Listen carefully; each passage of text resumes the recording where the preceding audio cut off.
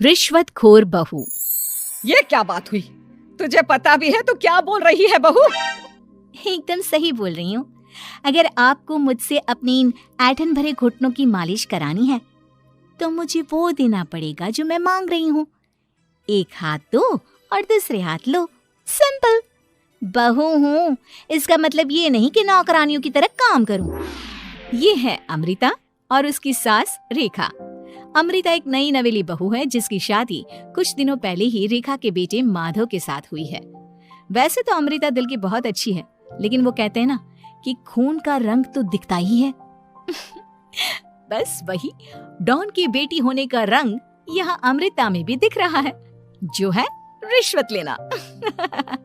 जी हाँ, काम चाहे कितना भी छोटा या कितना भी बड़ा क्यों ना हो, हमारी अमृता बहू बिना रिश्वत लिए कुछ नहीं करती। चलिए देखते हैं आगे इनके साथ और क्या क्या होता है। रेखा और अमृता को लड़ती देख ससुर प्रेमचंद वहाँ आता है और कहता है, अरे क्या हुआ? काहे इतना तिल मिला रही हो रेखा? अरे कुछ बोलोगी भी या कानों में हड़ताल हो रखी है तुम दोनों के? देखिए ना पापा जी, माँ जी ने मुझे कहा कि मैं उनके घुटनों की मालिश कर दूं, लेकिन उसके बदले में माँ जी मुझे वो हीरो वाला पुश्तैनी हार देने से इनकार कर रही हैं। क्या? घुटनों की मालिश के लिए हीरो का पुश्तैनी हार कौन मांगता है बहू? पापा जी, आपको तो पता ही है ना, आपकी बहू कितनी सयानी है, हर कोई भी काम फ्री में नहीं करती। और अब शेखावत खानदान का आटा तो इतना भी गीला नहीं है कि अपनी बहू को हार ना दे पाए। क्यों माय डियर माँ जी? देखा आपने प्रेमचंद जी, ये अब मुझसे पुश्तैनी हार मांग रही है, कल को पूरा घर मांग लेगी। अरे जा जा, मैं खुद कर लूंगी अपनी मालिश। ठीक है, मुझे क्या। एंजॉय योर मालिश टाइम माँ जी। रात में जब पति महादेव दफ्तर से लौटकर घर आते हैं तभी कमरे में, अमो सुनो ना, मेरा वो लाल रंग का जो शर्ट है ना, वो धो दो ना प्लीज। एक्चुअली कल मेरी एक इम्पोर्टेंट इंटरनेशनल क्लाइंट के साथ मीटिंग है, बहुत बड़ी डील का ऑफर है, इसलिए मैं अपनी उस लकी शर्ट को पहनकर जाना चाहता हूँ। अभी धो दो, रात भर में तो सूखी जाएगी, फिर कल अच्छे से कड़क वाली इस्त्री कर देना अपने शुभ शुभ हाथों से। जी नहीं, मैं ये सब ऐसे ही नहीं करने वाली। अगर काम करवाना है तो मेरी एक शर्त है। अरे यार, तुम और तुम्हारी शर्तें, बोलो क्या है? आपको मुझे 10 मनीष मल्होत्रा डिजाइनर की साड़ियां दिलानी होगी। 2 हफ्तों में मेरी स्वीट हार्ट फ्रेंड बिल्लो रानी की शादी है। मैं वहां डिजाइनर साड़ी पहनकर जाऊंगी और सब कुछ जला दूंगी। माधव अपनी बीवी की बात सुनकर हैरान परेशान अपने सर पर हाथ रखकर बैठ जाता है। अरे तुम बीवी हो या आफत? तुम्हारे दिमाग में जंग लग गया है क्या? देखो इतने सारे पैसे नहीं है मेरे पास। तुम्हारी याददाश्त तो जगह पर है ना माधव, भूल गए? मैं एक डॉन की बेटी हूँ। अगर तुमने मेरे कहे मुताबिक काम नहीं किया तो तुम्हारे लाल शर्ट को दूर ही रखो, मेरे पापा तुम्हें ही लाल कर डालेंगे। ठीक है, चलो अब ज्यादा मत डराओ, तुम्हें जो चाहेगा मिल जाएगा। अब ये डर और रिश्वत का सिलसिला यूं ही चलता रहता है और इसी तरह समय बीतता रहता है। एक सुबह सब नाश्ते के टेबल पर बैठे थे, जहां अमृता सबके सामने एक व्हाइट बोर्ड लाती है जिस पर दिन भर के सारे कामों के रेट लिखे हुए थे। अब ये क्या है? टीचर नहीं बनने का इरादा है क्या तेरा? अगर हाँ तो अफसोस, बेचारे बच्चे, उनका भविष्य तो अंधेरे में है। आप लोग बेकार की बातें बंद कीजिए और आंखें खोलकर ठीक से पढ़िए क्या लिखा है। ये आज के सारे कामों के रेट्स हैं। आलू पराठे, चाय, दाल, रोटी, चावल, सब्जी, हलवा, मिठाई, रसोई की सफाई, वॉशिंग मशीन में कपड़े धोना, ओखल में मसाले कूटना और माँ जी और पापा जी की अलमारी की सफाई करना। इन सब कामों की कुल मिला के जो रकम बनती है वो है ये 10,000 रुपए, और माँ जी के लेटेस्ट लाए हुए सोने के झुमके भी। अमृता, तुम इंसान हो या हैवान? जरा तो दया करो हम पर। हे राम जी, उठा लो, अब ना देखा जाता ये सब। सच में पता नहीं कौन सा दिन था वो जब ये हमारे घर आई। महादेव, तेरे प्यार ने तो हमारा जीना दुश्वार कर दिया बेटा। दुनिया में बहुत रिश्वतखोर लोग देखे, लेकिन ऐसी रिश्वतखोर बहू पहली बार देख रहा हूँ जो अपने ही परिवार को लूटने में लगी है। बहू, तुझे पता है ना कि ऐसे रिश्वत मांगना गुनाह है। पापा जी, मैं कोई गुनाह नहीं कर रही हूँ। रिश्वत लेना बाहर की दुनिया में गुनाह है, मैं तो बस अपना हक मांगती हूँ। मेरी रिश्वत रिश्वत नहीं, मेरा शगुन है, नेग है।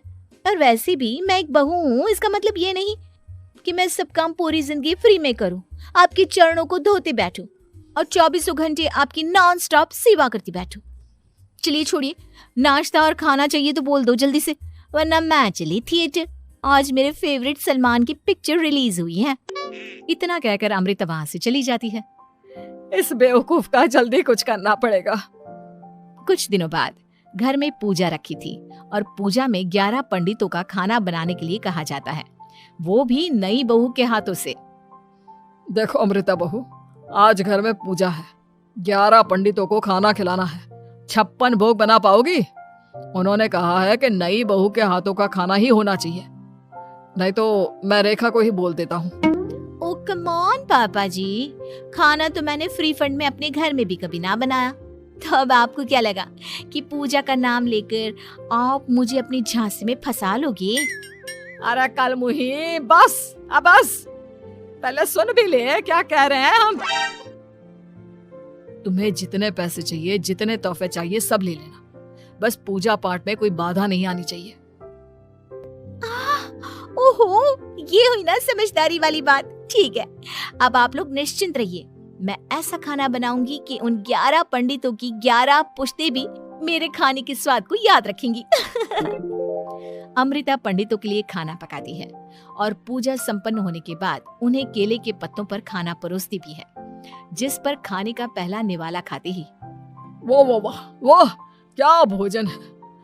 हम इतनी जगहों पर जाते हैं, लेकिन इतना अच्छा स्वाद तो काफी मुश्किल से चखने मिलता है। रेखा जी, प्रेमचंद भाई साहब, आप लोग सच में भाग्यवान हो कि आपको इतनी सर्वगुण संपन्न बहू मिली है, जिसके हाथों में साक्षात माँ अन्नपूर्णा विराजती है। सर्वगुण संपन्न, सबको संपन्न कर देगी यह खूंखार औरत, कुंडली मार कर बैठ गई है मेरे बेचारे बेटे के जीवन में। एक मिनट, अरे ये बात मेरे इस बूढ़े दिमाग में पहले कैसे नहीं आई? इस अमृता की बच्ची को मैं अपने घर से बाहर कैसे निकालूं? इसका उपाय तो पंडित जी के पास जरूर रहेगा। रेखा अगले दिन पंडित जी के पास जाकर उन्हें अमृता के बारे में सब कुछ बता देती है, जिसे सुन पंडित जी भी परेशान हो जाते हैं। अरे, ऐसी बहू तो 7 जन्मों में भी किसी को नसीब ना हो भगवान। देखिए रेखा जी, आपकी रिश्वतखोर बहू और आपके बेटे की कुंडलियों को जोड़कर देखा है मैंने, लेकिन इसमें तो यही बता रहे हैं कि ये आपके जीवन से कभी नहीं जाने वाली। इसलिए उससे सुधारने के लिए जल्दी आप लोगों को ही कुछ करना होगा, नहीं तो एक दिन वो आप लोगों को कंगाल करके ही दम लेगी। नहीं, ऐसा हरगिज नहीं होगा। मैं कुछ करूंगी, हाथ पे हाथ धरे नहीं बैठूंगी मैं। वहीं घर पर अमृता को ये पता चल जाता है कि उसकी सास रेखा पंडित जी के पास उसकी और महादेव की कुंडलियां लेकर गई थी, और इस पर जब रेखा घर लौटती है तब वाह माँ जी वाह, बहुत ही ज्यादा सयानी निकली आप तो।